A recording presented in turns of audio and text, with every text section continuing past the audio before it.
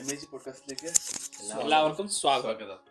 ഞാനും കാണിക്കാം. അയ്യോ ഒന്നുകൂടെ കാണിക്കാം. ഒരു മിനിറ്റ് വേണ്ട, ഒന്നുകൂടെ കാണിക്കാം. ശീലായല്ലോ. അപ്പോൾ MAG പോഡ്കാസ്റ്റിലേക്ക് ഞങ്ങൾ 3 പേരുടെ സ്വാഗതം. അപ്പോൾ നമ്മൾ ആദ്യം നിശ്ചയിച്ചതുപോലെ നമ്മുടെ ഇന്നത്തെ ടോപ്പിക് എങ്ങനെ ജർമ്മനിയിൽ ജോബ് കണ്ടെത്താം, അല്ലെങ്കിൽ ഏതൊക്കെ തരത്തിലുള്ള ജോബുകൾ ഉണ്ടായിരിക്കാം. വേണ്ട ജോബ്. അതെ, ജോബ് ഓക്കെ. ഒരു സ്റ്റുഡന്റിന്റെ കാഴ്ചപ്പാടില് ഉള്ള ജോബ് ഞാൻ പിടിച്ചോളുന്നല്ലേ. ഒരു സ്റ്റുഡന്റിന്റെ കാഴ്ചപ്പാടിലുള്ള ജോബ്, ഒരു ജോബ് സീക്കറുടെ കാഴ്ചപ്പാടുള്ള ജോബ്, ജോബ് കിട്ടിയ ഒരാളുടെ കാഴ്ചപ്പാടുള്ള ജോബ്. അതിന്റെ അഹങ്കാരം ഉണ്ട്, എന്നാലും കുഴപ്പമില്ല. ഓക്കെ, അപ്പോൾ ആദ്യം സ്റ്റുഡന്റിന്റെ കാഴ്ചപ്പാടിൽ തുടങ്ങാം. സ്റ്റുഡന്റിന്റെ കാഴ്ച നിനക്കാണല്ലോ കുറച്ചുകൂടി അകലെ ഈ സംഭവം. അതെ അതെ, തീർച്ചയായിട്ടും. അല്ല, ഒരു പെർമനന്റ് ജോബ് കിട്ടുക എന്നുള്ളത് ഒരു അകൽച്ച തന്നെയാണ്. കാരണം നമ്മളിവിടെ വന്നു പഠിക്കുന്നു, നമ്മുടെ പഠനം കഴിഞ്ഞിട്ടേ ഉള്ളൂ നമുക്ക് ആ ഒരു ജോബ് എന്നുള്ളൊരു ഡ്രീം നമുക്ക് സഫലമാക്കാൻ സാധിക്കുകയുള്ളൂ. അപ്പോൾ നമുക്കിപ്പോൾ ചെയ്യാൻ പറ്റുന്ന ജോലി എന്ന് പറഞ്ഞാൽ നോർമലി പാർട്ട് ടൈം ജോബ് ചെയ്യാം. പിന്നെ നമുക്ക് ഗ്യാപ്പുകൾ അല്ലെങ്കിൽ 1-2 മാസത്തേക്ക് വെക്കേഷൻ കിട്ടുമ്പോൾ ഫുൾ ടൈം ജോബ് ചെയ്യാം.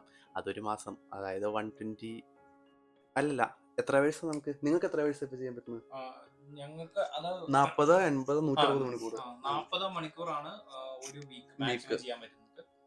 പിന്നെ താഴത്തേക്കാണ് വരിക അത് മുഴുവൻ, അതായത് 38, 36, 35 അങ്ങനെ. പക്ഷെ മാക്സിമം ഒരു വീക്ക് 40 മണിക്കൂർ ചെയ്യാൻ പറ്റും. അപ്പോൾ അതുപോലെ ഫുൾ ടൈം ജോബ് ചെയ്യുന്ന ആൾക്കാരെ പോലെ സ്റ്റുഡൻ്റ് ആയിരിക്കുമ്പോഴും സെമസ്റ്റർ ബ്രേക്ക് അല്ലാത്ത ബ്രേക്ക് കിട്ടുമ്പോൾ നമുക്ക് ഒരു മാസം കണ്ടിന്യൂസ് ആയിട്ട് ഫുൾ ടൈം ജോബ് ചെയ്യാൻ പറ്റും. പക്ഷേ പെർമനൻ്റ് അല്ല, ആ ഒരു സ്റ്റുഡൻറ്റ് എന്നുള്ളൊരു ബേസിസിൽ മാത്രം. പിന്നെ നമുക്ക് ഏറ്റവും ഒരു ഇമ്പോർട്ടൻ്റ് ഉള്ള ഒരു വർക്ക് സ്റ്റുഡൻറ്റ് അല്ലെങ്കിൽ ഒരു വർക്ക് സ്റ്റുഡൻറ്റ് കോൺട്രാക്റ്റ് കിട്ടുകയാണെങ്കിൽ ഇപ്പോൾ നമുക്കതൊരു വലിയൊരു നേട്ടം തന്നെയാണ്. വേറൊന്നുമല്ല, ഇപ്പം നാട്ടിൽ നിന്ന് നമുക്ക് എഞ്ചിനീയറിംഗ് കഴിഞ്ഞ് വരുന്നു, അല്ലെങ്കിൽ എന്തെങ്കിലും ഒരു കോഴ്സ് കഴിഞ്ഞ് വന്നു, ജോലിയൊന്നും ചെയ്യാതെ ഡയറക്റ്റ് ആയിട്ട് ഇപ്പോൾ ഇങ്ങോട്ടേക്ക് ജർമ്മനിക്ക് വരുന്നു. ഡിഗ്രി കഴിഞ്ഞു, നമ്മുടെ എഞ്ചിനീയറിംഗ് കഴിഞ്ഞു, ഡയറക്റ്റ് ആയിട്ട് നമ്മുടെ ജർമ്മനിക്ക് കയറി വരുന്നു. അത് കഴിഞ്ഞിട്ട് അവർക്കൊരു എക്സ്പീരിയൻസും ഇല്ല, അല്ലെങ്കിൽ യാതൊരുവിധ എക്സ്പീരിയൻസും ഇല്ല, ഒരു ജോബിൻ്റെയോ അല്ലെങ്കിൽ ഒരു ഇതും ഇല്ലാതെ വരുമ്പോൾ ഈ ഒരു വർക്ക് സ്റ്റുഡൻറ്റിൻ്റെ ഒരു കോൺട്രാക്റ്റ് കിട്ടി ഏതെങ്കിലും കമ്പനി കയറി അവരുടെ കൂടെ ജോലിയൊക്കെ ചെയ്യുകയാണെങ്കിൽ അതവർക്ക് ഭയങ്കര ഒരു ബോണസാണ്. നമ്മുടെ റെസ്യൂമിൽ ആഡ് ചെയ്യാനും CV-യിൽ ആഡ് ചെയ്യാനും ഫ്യൂച്ചറിലൊരു പെർമനന്റ് ജോബ് കിട്ടുമ്പോഴാണെങ്കിലും അതൊരു വലിയ ഉപകാരം തന്നെയാണ്. ആക്ച്വലി ജോബ് സീക്കർ ആയിട്ടിരിക്കുന്ന ആൾക്കാണ് കുറച്ചുകൂടെ പറയാൻ പറ്റുക. ഒരു വർക്ക് സ്റ്റുഡന്റ് അല്ലെങ്കിൽ ഞാൻ ആ സാധനം ചെയ്തിട്ടില്ല. അപ്പൊ അതിന്റെ ശരിക്കും പറഞ്ഞു കഴിഞ്ഞാൽ ഒരു വർക്ക് സ്റ്റുഡന്റ് ചെയ്ത് കഴിഞ്ഞാൽ നമ്മുടെ റെസ്യൂമേൽ എപ്പോഴും നമുക്കതൊരു പ്ലസ് പോയിന്റ്. ഇപ്പൊ ലാംഗ്വേജ് ഇല്ലേ പോലും അതൊരു വലിയ. എനിക്ക് ഇന്റേൺഷിപ്പ് വരെ എനിക്ക് ജർമ്മനി ചെയ്യാൻ പറ്റിയില്ല. കാരണം ഞാൻ ഇന്റേൺഷിപ്പ് സെമസ്റ്റർ ആകുമ്പോഴാണ് കൊറോണ വന്നത്. ഉള്ളവർക്ക് വരെ ജോലി ഇല്ലാത്ത സമയത്ത് ഞാൻ ഇന്റേൺഷിപ്പ് അന്വേഷിച്ചു പോയ സാധനം കിട്ടും. അതുകൊണ്ട് തന്നെ ഞാൻ നാട്ടിൽ പോയിട്ടാണ് എന്റെ ഇന്റേൺഷിപ്പ് ചെയ്തത്. അതിന്റെ പ്രശ്നം ഞാനിപ്പോ അനുഭവിക്കുന്നുണ്ട്. പിന്നെ ഇപ്പൊ സീനുണ്ടോ മറ്റേ ഇന്റേൺഷിപ്പ് നാട്ടിൽ പോയി? അല്ല, എനിക്ക് ഇവിടെ കാണിക്കാൻ ഒരു എക്സ്പീരിയൻസ് ഇല്ലല്ലോ. ഇല്ലെങ്കിൽ എനിക്ക് ഇന്റേൺഷിപ്പിനെങ്കിലും കാണിക്കായിരുന്നു. ഇവിടെ കാണിക്കാൻ എനിക്ക് ഇപ്പൊ എന്ത് എക്സ്പീരിയൻസ് ഉള്ളത്? അത് പ്രശ്നമല്ല, എന്നാലും അതൊരു പ്രശ്നമാണ്. മറ്റേതൊരു പ്ലസ് പോയിന്റ് ആണ്. ഇവിടെ എന്തെങ്കിലും ഒരു എക്സ്പീരിയൻസ് സ്റ്റുഡന്റ് ആയിരിക്കുമ്പോൾ തന്നെ കാണിക്കാൻ പറ്റുക എന്ന് പറഞ്ഞാൽ ഭയങ്കര ഒരു എടുത്ത് കാണിക്കുക. പിന്നെന്താ, ലാംഗ്വേജ് വേണം, അത് മസ്റ്റാണ്. ഇപ്പൊ ചില ഒരു പരസ്യം കൂടെ, MAG ലാംഗ്വേജ് അക്കാഡമി. നിങ്ങൾക്ക് ജർമ്മൻ അറിയത്തില്ലെങ്കിൽ അവിടെ നിന്ന് ലാംഗ്വേജ് പഠിക്കാവുന്നതാണ്. അടുത്ത ബാച്ച് സ്റ്റാർട്ട് ഓൺ ഫെബ്രുവരി 20 20-ാം തീയതി. ഓക്കെ, ഇപ്പഴേ ഇത് പറയാൻ പറ്റുള്ളൂ. നല്ലൊരു ചാൻസ് കിട്ടിയ എന്തോ ലാംഗ്വേജ്. അപ്പോ ഇനിയിപ്പോ വരാൻ താല്പര്യമുള്ള സ്റ്റുഡന്റ് ആയിട്ടാണെങ്കിലും ജോബ് വിസ ആയിട്ട്, ജോബ് സെർച്ച് വിസ ആയിട്ട് വരാൻ താല്പര്യമുള്ളതാണെങ്കിലും ലാംഗ്വേജ് പഠിച്ചു വന്ന ജോലി കിട്ടുന്നത് 100% ഷുവർ ആണ്. അത് തീർച്ചയായിട്ടും. ഞാനും മറ്റേ സ്റ്റുഡന്റ് ആയിരിക്കുമ്പോൾ എവിടെയെങ്കിലും ഒക്കെ പോയി, അല്ല അതിപ്പോ പാർട്ട് ടൈമിനാണെങ്കിലും ലാംഗ്വേജ് ഉണ്ടെങ്കിൽ ഒരു ബോണസ് ആണ്. തീർച്ചയായിട്ടും. പാർട്ട് ടൈം മാത്രമല്ല, ഇപ്പം ശരിക്കുള്ള ജോലി ആണെങ്കിൽ പോലും ലാംഗ്വേജ് ഉണ്ടെങ്കിൽ നിങ്ങൾക്ക് ഇവിടെ കേൾക്കുന്ന ഏത് വ്യൂവേഴ്സ് ആണെങ്കിലും ഒരു ലാംഗ്വേജ് ഉണ്ടെന്നുണ്ടെങ്കിൽ ഇന്ന ജോലി എന്നുള്ള ഏത് ജോലിയും കിട്ടാനുള്ള സാധ്യതകൾ ഭയങ്കര കൂടുതലാണ്. നിങ്ങൾക്ക് A1 ഉണ്ടെന്ന് പറഞ്ഞാൽ പോലും അതൊരു ബെനിഫിറ്റ് ആണ്. ഇപ്പോഴും ഈവൻ സർട്ടിഫിക്കറ്റ് ആരും ചോദിക്കുന്നില്ല, നിങ്ങൾക്ക് അവര് പറയുന്നത് മനസ്സിലാക്കാൻ സർട്ടിഫിക്കറ്റ് കോഴ്സ് ചെയ്യണമെന്ന് ഞാൻ പറയുന്നില്ല. അതെ, പക്ഷെ കാര്യങ്ങൾ അറിയണം. B1 ലെവലിലെങ്കിലും സംസാരിക്കാൻ അറിഞ്ഞാൽ മാത്രം മതി. സർട്ടിഫിക്കറ്റ് ഒന്നും ഇവിടെ ആരും ചോദിക്കില്ല. കോഴ്സുകൾക്ക് ചിലപ്പോൾ ചോദിക്കുമായിരിക്കും പഠിക്കാൻ വേണ്ടിട്ട്. അതിനൊക്കെ ഹൗസ് ബിൽഡിങ് അങ്ങനത്തേനൊക്കെ സർട്ടിഫിക്കറ്റ് ചോദിക്കും. ജോലിക്ക് ആരും സർട്ടിഫിക്കറ്റ് ചോദിക്കില്ല. നമ്മുടെ ഇന്റർവ്യൂവിൽ എടുക്കുമ്പോൾ തന്നെ അവർക്ക് മനസ്സിലാവും നമുക്ക് ലാംഗ്വേജ് ഉണ്ടോ, നമുക്ക് സംസാരിക്കാൻ അറിയാൻ പറ്റുമോ, അല്ലെങ്കിൽ കമ്മ്യൂണിക്കേറ്റ് ചെയ്യാൻ പറ്റുമോ, ഒരു ടീമപ്പായിട്ട് വർക്ക് ചെയ്യാൻ പറ്റുമോ, ഇതാണ് മെയിൻ ആയിട്ട് അവർ നോക്കുന്നത്. പക്ഷെ ഇത് കേട്ടിട്ട് നിങ്ങൾ ആരും പേടിക്കൊന്നും വേണ്ട.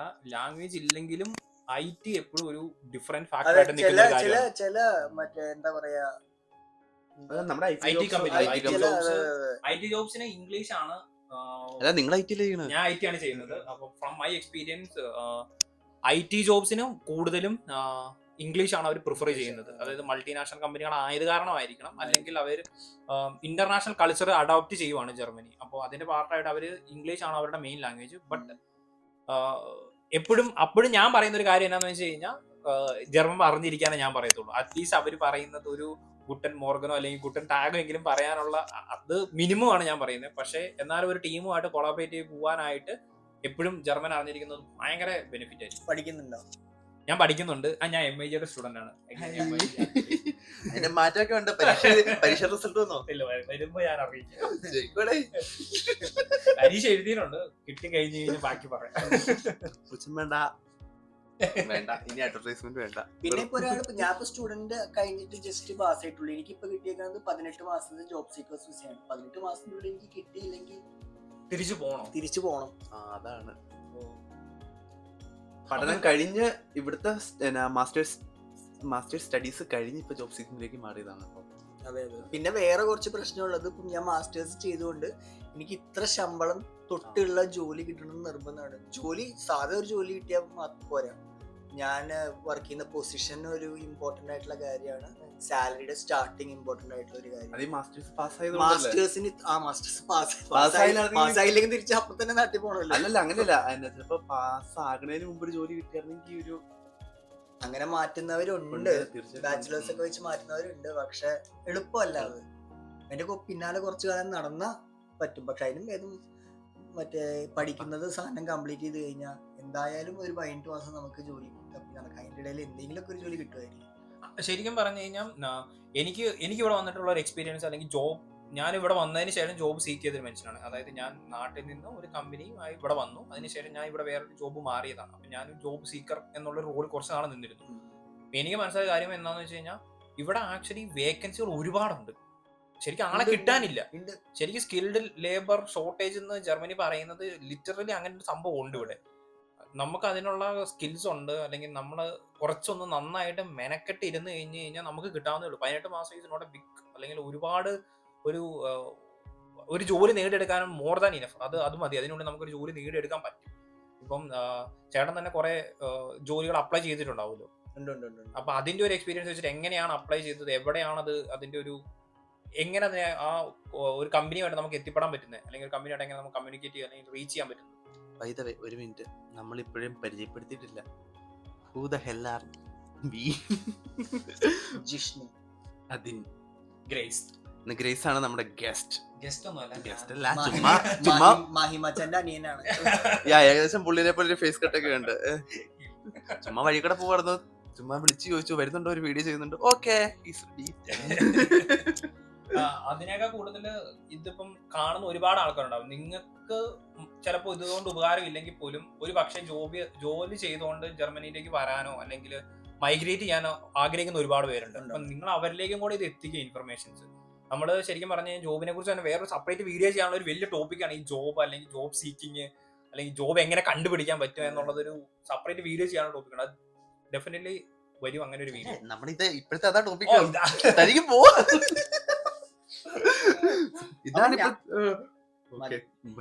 ഞാനിപ്പോ എങ്ങനെ അപ്ലൈ ചെയ്യുന്നത് വെച്ചാൽ ഓൺലൈൻ തന്നെയല്ലോ നമുക്ക് ഇവിടെ അപ്ലൈ ചെയ്യാൻ പറ്റുള്ളൂ. നാട്ടിലത്തെ പോലെ കമ്പനികൾക്ക് ഡയറക്റ്റ് പോയി റെസ്യൂമേ കൊടുക്കുന്ന പരിപാടി ഇവിടെ ഇല്ല. അല്ലെങ്കിൽ പിന്നെ ജോബ് ഫെയർ ഒക്കെ വരുമ്പോ അവിടെ പോയിട്ട് റെസ്യൂമേ സബ്മിറ്റ് ചെയ്ത്. ജോബ് ഫെയർ എന്ന് പറയുന്ന സംഭവം ഇവിടെ ഉണ്ട്. ജോബ് ഫെയർ ഉണ്ട്, ഉണ്ടാവും മിക്ക സിറ്റികളിലും, നമ്മുടെ കൊളോണിലും ഡുസ്സൽഡോർഫിലും ഉണ്ടാവാറുണ്ട്. അതെ, ഞാൻ ചെയ്യുന്ന ഓൺലൈൻ തന്നെയാണ്. ലിങ്ക്ഡിൻ, ഇൻഡീഡ്,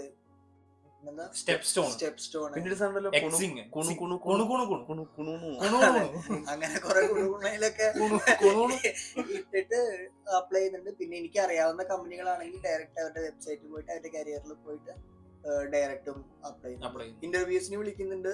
4-5 ഇന്റർവ്യൂ കഴിഞ്ഞു. ഇന്റർവ്യൂസ് ഇരിക്കണം, കിട്ടിയാലും കിട്ടിയില്ലെങ്കിലും വിഷയമില്ല. പക്ഷെ ഇന്റർവ്യൂ ഒരു എക്സ്പീരിയൻസ് തന്നെയാണ്. ഫസ്റ്റ് ലെവൽ ഒരു എക്സ്പീരിയൻസ്, സെക്കൻഡ് ലെവൽ വേറെ എക്സ്പീരിയൻസ്, പിന്നെ തേർഡ് ലെവൽ അതിനേക്കാൾ വലിയ എക്സ്പീരിയൻസ്. അപ്പോ തേർഡ് ലെവലൊക്കെ എത്തുമ്പോഴേക്കും B2 ഉണ്ടോ, C1 ഉണ്ടോ, അമ്മാതിരി നേറ്റീവ് ലാംഗ്വേജ് ഉണ്ടോ, നേറ്റീവായിട്ട് സംസാരിക്കും. മലയാളം തന്നെ മലയാളികളെ പോലെ സംസാരിക്കാൻ അറിയും. അവിടെയാണ് ജർമ്മൻ മലയാളികളെ, ജർമ്മൻകാരെ പോലെ സംസാരിക്കാം. അപ്ലൈ കേൾക്കുമ്പോ തന്നെ ടൈഡ് ഒക്കെ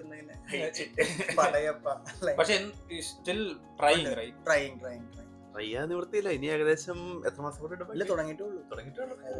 സമാധാനം. അതെ, വിഷയമില്ല, കിട്ടും. കിട്ടിക്കഴിഞ്ഞാൽ നമുക്ക് അടുത്ത പോഡ്കാസ്റ്റ് ഇരിക്കാം. എങ്ങനെ ജോലി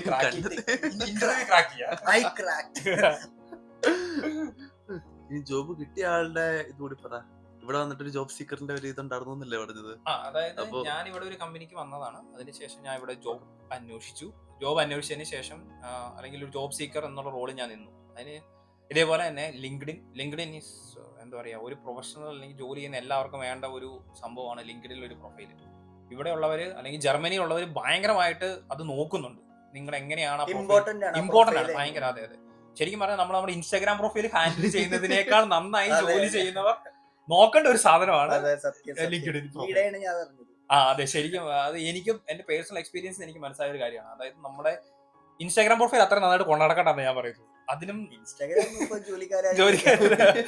അതുപോലെ കൊണ്ടു നടക്കേണ്ട ഒരു സംഭവമാണ് ഈ ലിങ്ക്ഡിൻ പ്രൊഫൈൽ. പിന്നെ ജർമ്മനിയുടെ തന്നെ കുറച്ച് സൈറ്റ്സ് ഉണ്ട്, അല്ലെങ്കിൽ ജർമ്മനി മാത്രമായിട്ടുള്ളത്. ഈ step stone, glass door Germany, അത് ഓവറോൾ ഉണ്ട്. സ്റ്റെപ്പ് സ്റ്റോണ്, അതുപോലെ സിംഗ് എന്ന് പറയുന്ന ഒരു സാധനം. പിന്നെ ജർമ്മനിയുടെ കുണൂണു ഇവിടുത്തെയാണ്. നിങ്ങൾ അവിടെ എല്ലായിടത്തും ഒരു പ്രൊഫൈൽ ഉണ്ടാക്കുക. ഞാൻ ശരിക്കും ലിങ്ക്ഡിൻ മാത്രമാണ് കോൺസെൻട്രേറ്റ് ചെയ്തത്, കാരണം എനിക്ക് കുറച്ചുകൂടെ ഫെമിലിയർ ആയിട്ടുണ്ടായിരുന്ന അതാണ്. പക്ഷെ എന്റെ ഫ്രണ്ട്സ് കുറെ പേര്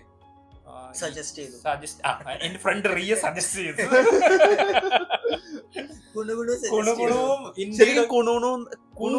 എന്താണത്?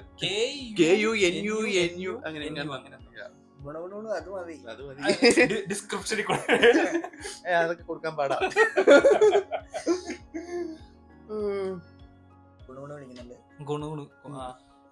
അപ്പൊ നല്ലൊരു പ്രൊഫൈല് ലിങ്ക്ഡിനിൽ വേണം. പിന്നെ നമ്മള് കുറച്ച് ഞാൻ എന്താ ചെയ്തതെന്ന് വെച്ചാൽ, ഞാൻ കുറച്ച് റിക്രൂട്ടേഴ്സിനകത്ത് റീച്ച് ഔട്ട് ചെയ്തു. പിന്നെ കുറച്ച് റിക്രൂട്ടേഴ്സ് നമ്മളെ റീച്ച് ഔട്ട് ചെയ്തു. പിന്നെ അവർ ഇന്റർവ്യൂ ഷെഡ്യൂൾ ചെയ്തു. അതായത് ശരിക്കും പറഞ്ഞാൽ നല്ല രീതിയിൽ എഫേർട്ട് ഉണ്ട് ഇന്റർവ്യൂ ഷെഡ്യൂൾ ചെയ്യുന്നതും. അതുപോലെ തന്നെ ആ ഒരു ഫസ്റ്റ് ലെവൽ റിക്രൂട്ടറുമായിട്ടുള്ള ഒരു, എനിക്ക് ഇപ്പൊ ചെയ്യണ ഇതുണ്ടാവും. അതായത് റിക്രൂട്ടർ ശരിക്കും നമ്മുടെ നാട്ടിൽ അങ്ങനെയല്ല. നമ്മുടെ നാട്ടിൽ എങ്ങനെയാന്ന് വെച്ചാൽ നമ്മൾ ജോബ് കൊടുക്കുന്നു, HR വിളിക്കുന്നു, ഇന്റർവ്യൂ സെറ്റ് ചെയ്യുന്നു. ഇത് റിക്രൂട്ടർ എന്ന് പറഞ്ഞ ഒരു ആളുണ്ട്. പുള്ളിക്കും കൂടെ നമ്മൾ കൺവിൻസ് ആണെന്ന് തോന്നിയാലാണ് ആ ഇന്റർവ്യൂ എന്നുള്ള ഒരു സ്റ്റേജിലേക്ക് എത്തത്തുള്ളൂ. അതിന് മുന്നേ ശരിക്കും CV കൺസിഡർ ചെയ്യുന്ന ഒരു സ്റ്റേജ് ഉണ്ട്. അത് അല്ല, CV ക്രാക്ക് ചെയ്യാന്ന് പറഞ്ഞാൽ ആദ്യത്തെ ഒരു എന്താ പറയാ ലെവലിൽ അവര് സെൻഡ് ചെയ്യുമ്പോ അവരുടെ സോഫ്റ്റ്വെയറിലേക്ക് അല്ലേ ഈ സംഭവം പോവാ. ഒരു മിനിറ്റ്, CV റെസ്യൂമെ ക്രിയേറ്റ് ചെയ്യുന്നവർക്ക് ഈ താഴെ കാണുന്ന മെയിലിലേക്ക് മെയിൽ അയച്ചാൽ മതി. CV resume, cover letter four job application, university admission എല്ലാം നമ്മൾ ചെയ്യുന്നുണ്ടായിരിക്കും. കണ്ടിന്യൂ. അപ്പം CV സെലക്ട് ചെയ്യുന്നതാണ് ഒരു മേജർ പാർട്ട്. അത് കഴിഞ്ഞതിന് ശേഷം പിന്നെ ഈ റിക്രൂട്ടർ എന്നുള്ള ഫേസിലേക്ക് വരും നമ്മൾ. ഈ റിക്രൂട്ടർ ഫേസ് കഴിഞ്ഞതിന് ശേഷമാണ് എനിക്ക് ഫസ്റ്റ് ലെവൽ ഓഫ് ഇന്റർവ്യൂ. അതായത് അത്യാവശ്യം 1-2 പേരുണ്ടാവും.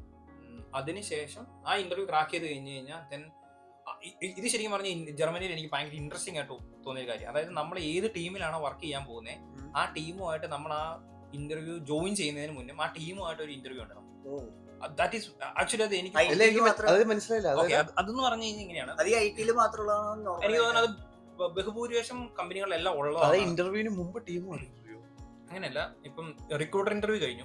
റിക്രൂട്ടർ ഇന്റർവ്യൂ കഴിഞ്ഞതിന് ശേഷം നമ്മള് ഒരു ടെക്നിക്കൽ പേഴ്സണോ അല്ലെങ്കിൽ ആരെങ്കിലും ഒരാളെ വിളിക്കും. അല്ലെങ്കിൽ ടീം ലീഡ്, ടീം ലീഡ് അല്ലെങ്കിൽ ഒരാൾ വിളിച്ചു, അല്ലെങ്കിൽ ഒരു മാനേജർ വിളിച്ചു. ആ ഇന്റർവ്യൂ നമ്മൾ പാസ്സായി. അതാണ് ശരിക്കും നമ്മുടെ ഫസ്റ്റ് ലെവൽ ഇന്റർവ്യൂ. അതിന് സെക്കൻഡ് ലെവൽ ഇന്റർവ്യൂ എന്ന് പറഞ്ഞു കഴിഞ്ഞാൽ, ഞാൻ കണ്ടത് അല്ലെങ്കിൽ എന്റെ എക്സ്പീരിയൻസ് എന്ന് വെച്ചിട്ട്, നമ്മൾ ടീമുമായിട്ട്, അതായത് നമ്മൾ വർക്ക് ചെയ്യാൻ പോകുന്ന ടീമുമായിട്ട് ഒരു ഇന്റർവ്യൂ ഉണ്ടാവും. അതായത് ആ ടീം അംഗങ്ങളെല്ലാവരും നമ്മളുമായിട്ടൊരു ഇന്റർവ്യൂ. അവർ നോക്കുന്ന എന്നാന്ന് വെച്ച് കഴിഞ്ഞാൽ, സ്കിൽഡ് ആണെങ്കിൽ പോലും ആസ് എ ഹ്യൂമൻ ബീയിങ് അല്ലെങ്കിൽ ഒരു മനുഷ്യരുമായിട്ട് അല്ലെങ്കിൽ ടീമായിട്ട് വർക്ക് ചെയ്യാൻ പറ്റുന്ന ഒരാളാണോ, നമ്മളൊരു ടീം പ്ലെയർ ആണോ. യെസ്, അതൊരു ഭയങ്കര മെയിൻ ഇമ്പോർട്ടൻറ്റ് കാര്യമാണ്. അതായത് നമ്മൾ റെസ്യൂമേല് ചുമ്മാ ടീം പ്ലെയർ എന്ന് എഴുതി വെച്ചാൽ പോരാ ശരിക്കും. അതെ, അതാണ് അതിനകത്ത് മെയിൻ ഹൈലൈറ്റ് വർക്ക്. റെസ്യൂമിന് ടീം പ്ലെയർ പോരാ, നമ്മൾ ടീം പ്ലെയർ ആണോ എന്നുള്ള ഒരു ഇന്റർവ്യൂ ഉണ്ട്, അല്ലെങ്കിൽ ഒരു സ്റ്റേജ് ഉണ്ട്. അത് ആക്ച്വലി ഞാൻ പല പ്രാവശ്യം ഫേസ് ചെയ്തിട്ടുണ്ട്. But it is so good.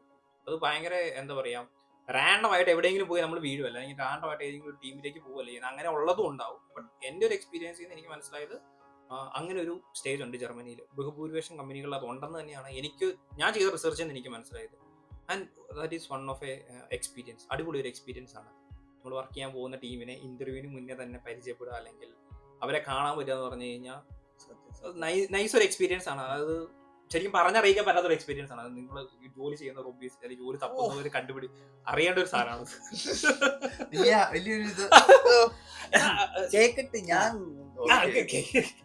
പിന്നെ അത് കഴിഞ്ഞ് കഴിഞ്ഞാൽ നിങ്ങൾക്ക് കോൺട്രാക്റ്റും കാര്യങ്ങളൊക്കെ ഇഷ്യൂ ചെയ്യും. പിന്നെ ഒബിയസ്ലി HR റൗണ്ടിലേക്ക് പോകും. HR റൗണ്ട് കഴിഞ്ഞ് കഴിഞ്ഞാൽ കോൺട്രാക്ട്, വർക്കിന്റെ അവേഴ്സ്. പിന്നെ മെയിൻ ഒരു കാര്യം ഞാൻ ജർമ്മനി കണ്ടതെന്ന് വെച്ചാൽ